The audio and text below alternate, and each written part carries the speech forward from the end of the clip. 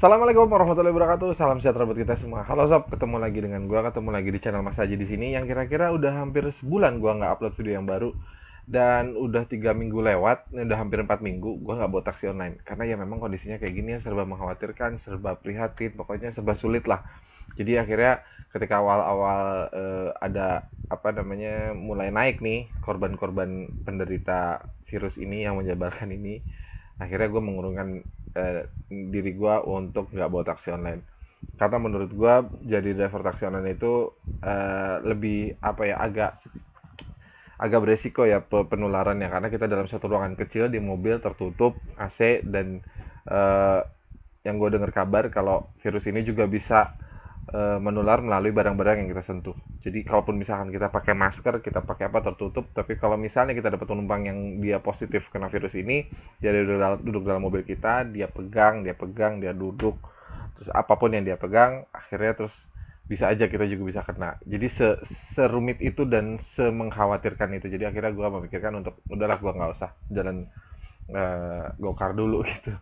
Jadi ya kondisi dapur agak morat-marit, agak berantakan, tapi ya alhamdulillah gue masih bisa survive.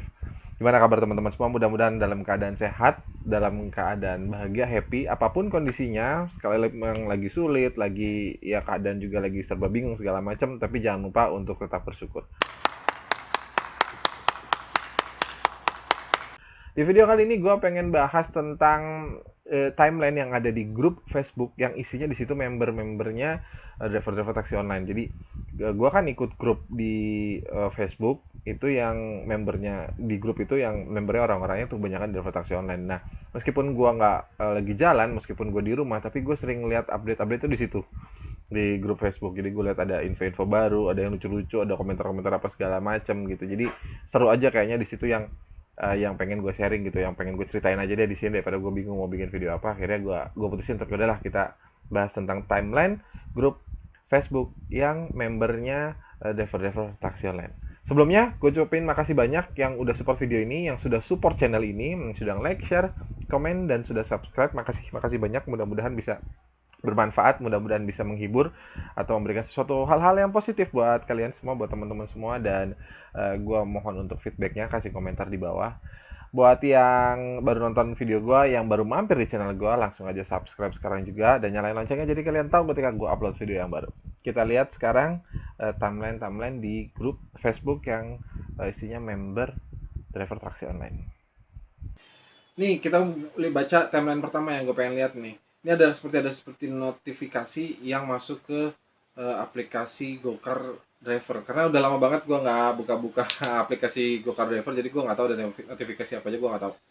Dapat voucher 100.000, pas saya buka dilihat voucher Anda cuman masuk 8.000. Aku coba tarik GoPay, sekarang tinggal 501. Bingung nih mau penjelasan pada senior. Ini voucher apa sih nih? Kita coba lihat ya, sob. Mungkin kalian yang bawa Gokar juga pasti udah tahu nih ada fitur kayak gini. Anda mendapatkan sembako senilai 100.000 dari Gojek dan Yayasan Anak Bangsa. Wih, ini Gojek ngasih voucher 100.000 untuk beli sembako seperti beras, minyak goreng, gula pasir, dan mie instan tanpa minimum pembelian. Wih, ini cukup membantu sih, kalau menurut gue nih cukup membantu banget buat driver-driver Gokar. Gue nggak tahu ya, Grabcar, mudah-mudahan Grabcar juga ada bantuan seperti ini ya. Ini buat driver-driver Gokar ini sangat ngebantu banget ini sob. Kalau misalkan dikasih voucher 100.000, apalagi kalau misalkan tiap hari. Kalau misalkan tiap hari 100.000, mantap banget. Yang ada kita udah nggak perlu pusing-pusing lagi untuk beli kebutuhan pokok ya. Nah sekarang itu gue mau coba baca nih di kolom komentar ya. Akun customer sama driver aneh emailnya nggak sama, kira-kira gimana lo? Kok ini jadi nggak fokus sih? Nggak apa-apa bang, ada voucher 100.000 aja langsung ke Alfamart. Nih gue coba kayak gini nih, coba mungkin tampilannya kayak gini ya sob ya. Cek promo buat mitra buka swadaya. Oh jadi bantuan 100.000 dari pihak Gojek ini nggak masuk di saldo sob. Jadi masuknya kayak di semacam nih, ada swadaya kayak gini. Terus nanti scan QR code-nya di Alfamart atau Indomart kali ya. Alfamart atau Indomart. Oh ini sih top sih. Gue bilang sih oke. Oke, cukup membantu lah. Ini total saya tadi beli di Alfamart. Oke, ini ada bukti, berarti emang benar ini ada vouchernya 100.000 dan ini bisa dipakai. Bukannya dari menu saldo. Jadi emang bukannya di saldo, nggak masuk di saldo, jadi terpisah dari saldo nih sob, jadi nggak masuk di GoPay-nya. Voucher masih misah gitu. Oke, mantap. Salah itu gagal paham. Weh, jadi emang benar ya. Ternyata eh, saat ini pihak Gojek juga memperhatikan mitra-mitranya dengan sedikit memberi bantuan 100.000 untuk beli kebutuhan pokok seperti tadi beras, minyak, sama mie instan. Oke lah, sudah cukup membantu. Mudah-mudahan akan terus banyak bantuan-bantuan yang diberikan oleh pihak aplikator buat mitra-mitranya sob. Oke, kita lanjut lagi ke timeline yang berikutnya ya. Sekarang kita lihat timeline yang berikutnya nih. Ini sepertinya dari admin ya, Budi Harto. Kita baca. Untuk rekan-rekan yang telat bayar angsurannya dan berniat melepas mobilnya, jangan tergiur tawaran lewat LSM atau bantuan orang agar dapat uang. Karena itu ilegal dan ketentuan leasing pengembalian mobil tidak ada uang yang kembali. Kita tetap ditagih, bahkan kolektor eksternal bisa datang ke rumah. Jadi sama aja kita jual ke orang tapi cicilan tetap ditagih. Lebih baik cari saudara atau orang lain yang ingin oper resmi, leasing, jangan mau oper di bawah tangan atau perjanjian di atas materai. Itu semua tidak berlaku jika dilaporkan ke pihak kepolisian. Jangan tergiur uang nggak seberapa tapi risiko diteror kolektor setiap hari dan data kita di blacklist BI. Kalau cicilan tinggal sedikit, lebih baik membeli jual dan dilunasi sisa pokok utangnya. Nanti ada penalti pengurangan pokok utangnya. Walau lagi krisis, tetap berpikir jangan berburu nafsu.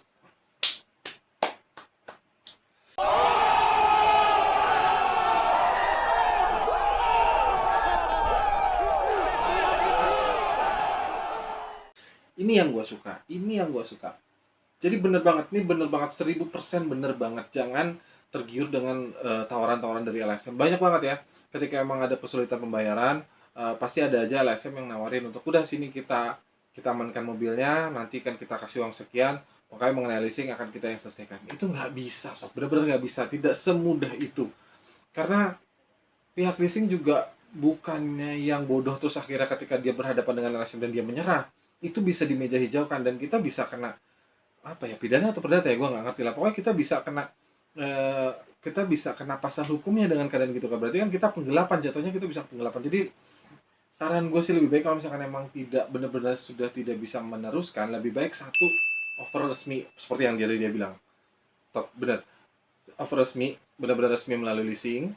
Kita cari orang yang mau beli, terus kita jual, kita offer resmi, kita undang itu si leasingnya untuk datang, dengan pembelinya datang, si leasingnya datang, dan jadi kita offer itu secara resmi. Nanti dari pihak leasing akan survei ke si pembeli baru apakah benar sesuai syarat atau segala macam kemampuannya. Kalau misalnya udah oke, nanti akhirnya dilanjutkan oleh si pemilik yang baru.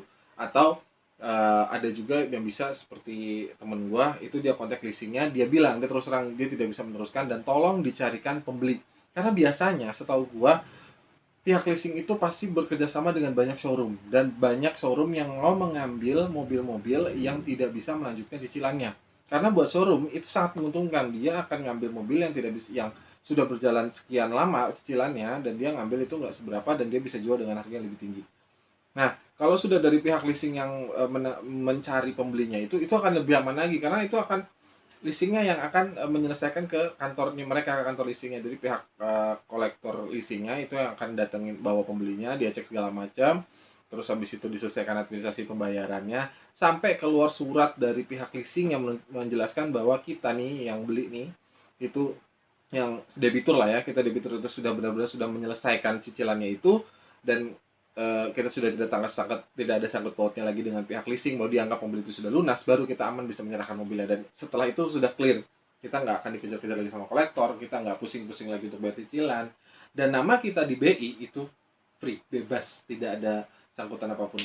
Dan anytime kalau misalnya kita mau ngambil mobil lagi, kita aman, gampang, karena di BI kita bersih, mobil itu sudah dianggap lunas, sudah dibayar, dilunasin sama si pembeli yang baru. Itu bener sih. Nih, coba gue mau lihat komentar-komentar ya sob ya. Ya, kita diskusi aja, kalau ada yang lebih paham silahkan komentar. Betul nih, TS-nya. Saya sudah sering bilang jangan tergiur dan bolak-balik yang bilang balik uang, yang ada ketiban. Enggak akan balik uang. Kalaupun kita dikasih uang, kita dapat uang, tapi kita punya masalah gitu. Kita dapat uang untuk bisa menyelesaikan masalah, tapi sebenarnya kita menambah masalah yang lebih besar. Itu menjadi bom waktu. Jadi itu bukan suatu solusi kalau misalnya kita dapat uang dari pihak lain atau LSM, atau kita dapat uang dari jual tanpa sepengetahuan si leasing. Kalaupun misalnya kita emang dapat uang, kita jual ke pihak lain gitu secara resmi, dan leasing mengetahui hal itu. kita tetap dapat lebihnya kalau misalkan emang perhitung-hitungannya masih masuk ya. Misalkan pembelian mobil itu dilunasin terus masih ada lebihannya, kita pasti akan dapat gitu. Itu lebih aman. Tapi kalau misalnya emang udah deh kita pembeli udah nggak dapet, terus kita mau dari pihak leasing juga masih ngejar-ngejar terus, daripada kita serahkan itu pada LSM atau kita jual di bawah tangan, yang mendingan lebih aman buat gue sih udah serahin aja ke leasing. Ya memang sakit tapi ya itulah cara yang paling aman gitu loh. Itu cara yang paling yang paling enak, yang paling nyaman, dan kita bisa tidur nyenyak setelah itu. Intinya sih kalau udah nggak sanggup, cari orang yang bisa percaya, yang bisa lanjutin walaupun sedikit dapatnya daripada nggak dapet. Ya bisa aja, tapi kan itu tetap di bawah apa namanya, di bawah pengetahuan leasingnya. Tapi kalau misalkan saudara atau siapa orang dekat kan kita bisa ngawasin dia cicilannya, dia nerusin juga gitu masih oke. Oke, top banget sih kalau menurut gua. Lebih baik kayak gitu, nggak usah terpengaruh dengan yang udah kita tanganin aja, kita udah LSM ini. Aduh, gua sih nggak percaya. Dulu pernah gua tawarin kayak gitu, tapi gua sih kayaknya nggak, logikanya buat gua kayaknya nggak masuk gitu loh. Itu masih masih bertentangan dengan hukum. Ini masih soal ini ya, ini masih soal voucher yang tadi gua bahas nih lebih jelasnya.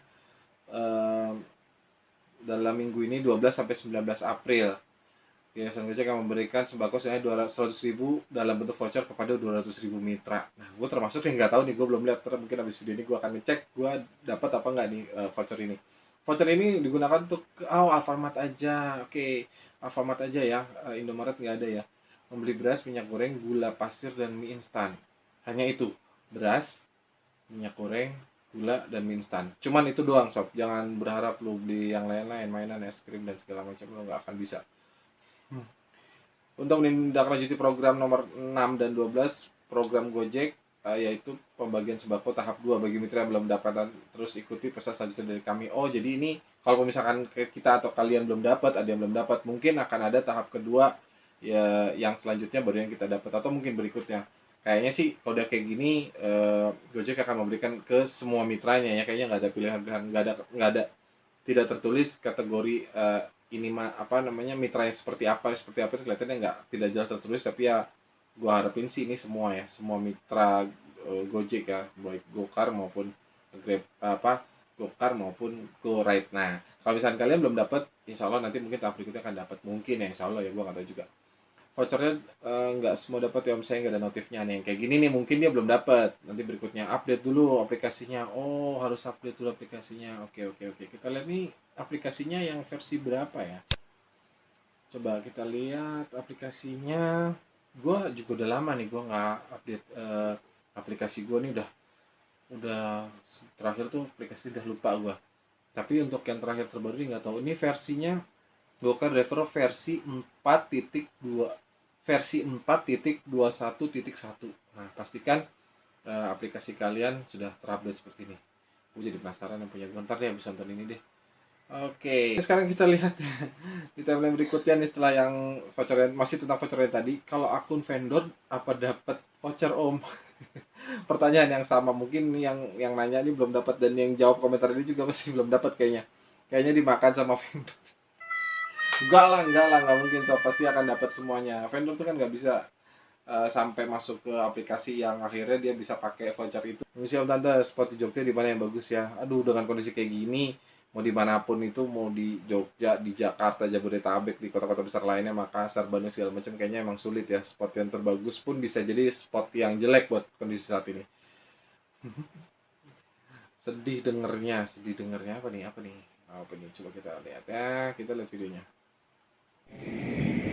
Ini suasana Pol Cinere, Pol Grab. Pol Grab ini orang nggak sanggup lagi bayar kreditnya, jadi dipulangkan saja semuanya. Sopirnya pada stres, pada pulang kampung, nggak bisa makan, nggak bisa bayar kontrakan. Ini suasananya mobil-mobil yang Ini segini banyak mobil Grab. Ini yang TPI yang satu pool ya. Yang TPI yang satu pool segini banyak sudah dibalikin ke pihak poolnya yang pakai program TPI ya, yang cicilan mobilnya ke pihak Grab. Itu sudah dibalikin. Ini baru satu pool, belum pool-pool yang lainnya. Belum yang GoFleet-nya. Ini baru yang TPI dan GoFleet misalnya ya. Ini kita bicara TPI. Ini TPI dan baru satu pool. Bagaimana dengan TPI kalau punya beberapa pool? Itu baru TPI. Kemudian kalau misalkan GoFleet juga ada beberapa pool, ada beberapa tempat pengumpul mobilnya. Gila, ternyata banyak banget ya. Dan itu belum lagi ditambah dengan individu, ternyata banyak banget. Dan ini sedihnya lagi, semua mobil yang ada TPI ini semua hampir semua dibalikin. Gila, supir sampai pulang kampung semua. Parah sih emang. Kondisi ini kita berharap bisa cepat selesai, makanya buat teman-teman tetap stay di rumah, buat teman-teman jaga kesehatan, kasih tahu juga buat teman-teman yang lain, keluarga, kerabat, sahabat segala macam untuk tetap berada di rumah, untuk bisa jaga jarak sama yang lain, untuk bisa jaga kondisi. Hati-hati pokoknya, benar-benar deh, kalau enggak ini tuh nggak akan pernah berakhir. Sedih juga ngeliat kayak gini ya, sampai yang semua pada dibalikin, dia pulang kampung. Terus belum lagi yang di individu di sini yang cicilannya belum selesai, harus mikirin cicilan lagi, sementara bawa taksi online di Jakarta cari order juga order nggak ada. Ini sedih banget sih. Ini harus segera berakhir. Nggak bisa kayak begini terus, nggak bisa. Kita lihat yang berikutnya lagi ya. Parah sih ini, parah sih. Saran saya buat para supir mobil Grab, libur dulu aja sampai keadaan normal kembali. Top. Ntar kalau sudah normal, narik lagi, soalnya pelanggan adalah orang-orang yang kepengen naik mobil tiap hari. Ya nanti juga kalau udah normal, semua juga pasti akan ada order lagi, nggak mungkin. Dan kondisi saat ini orang udah sudah benar-benar ditegasin dan secara sadar kalau mereka tuh tidak akan pernah benar-benar keluar kalau memang nggak perlu. Kalaupun misalkan mereka perlu harus keluar, rata-rata tuh misalnya mereka tuh kan pakai kendaraan sendiri, tidak pakai kendaraan umum. Yang pakai kendaraan umum ya memang sudah terpaksa mungkin, atau dia nggak punya kendaraan lain mungkin. Tapi kalau dia punya motor atau mungkin dia punya mobil, gue yakin dengan jalan yang lancar, dengan mengurangi resiko yang tinggi harus pakai kendaraan umum, seperti misalkan taksi online juga termasuk ya, itu pasti mereka akan milih pakai kendaraan umum, pakai kendaraan sendiri, sob. Nggak pakai mobil lain, nggak pakai kendaraan umum, nggak pakai bis, nggak pakai ojek online, nggak pakai taksi, nggak pakai taksi online juga gitu. Mereka pasti akan kendaraan sendiri. Untuk teman-teman semua ini memiliki mobil yang masa kredit yang mengalami gagal bayar, tidak bisa melakukan pada ditarik kembalikan leasing tanpa mendapatkan kompensasi apapun, saya bisa bantu. Oh, gue nggak usah komentar deh ini. Tadi gue udah bahas di timeline yang sebelum-sebelumnya, banyak lah yang kayak gini-gini.